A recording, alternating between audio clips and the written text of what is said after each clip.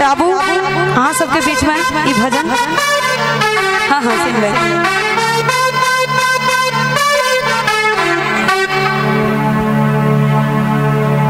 हे रोगना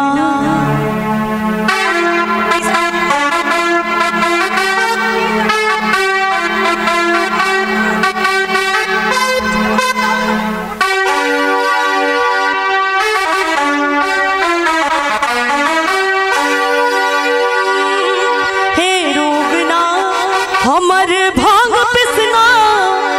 कतिक गेल रुसना कतिक तोरा तक बौरे यही वन में यही वन में हाँ यही वन में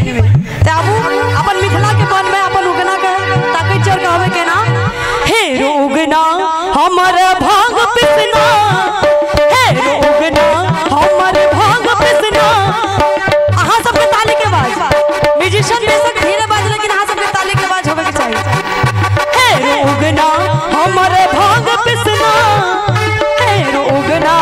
हमर भांग पिसना कतिक गेल रसना कतिक तोरा तक बोले एही बोल में एही बोल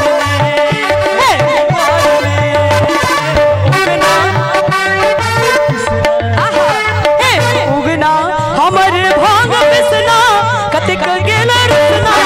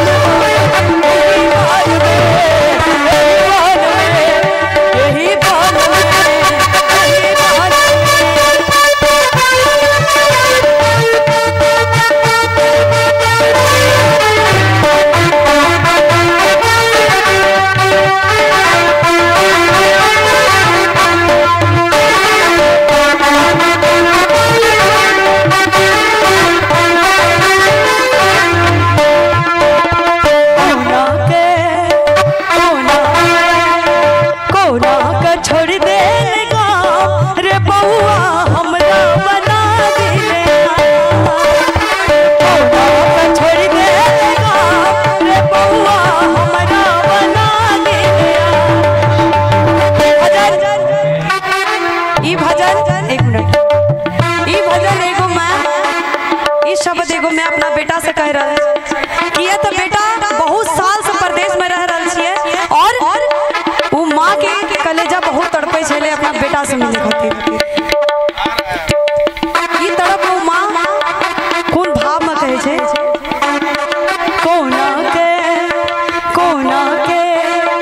कोना का छोड़ दे गाम रे बउआ हमरा बना दे छोड़ दे गाम रे बउआ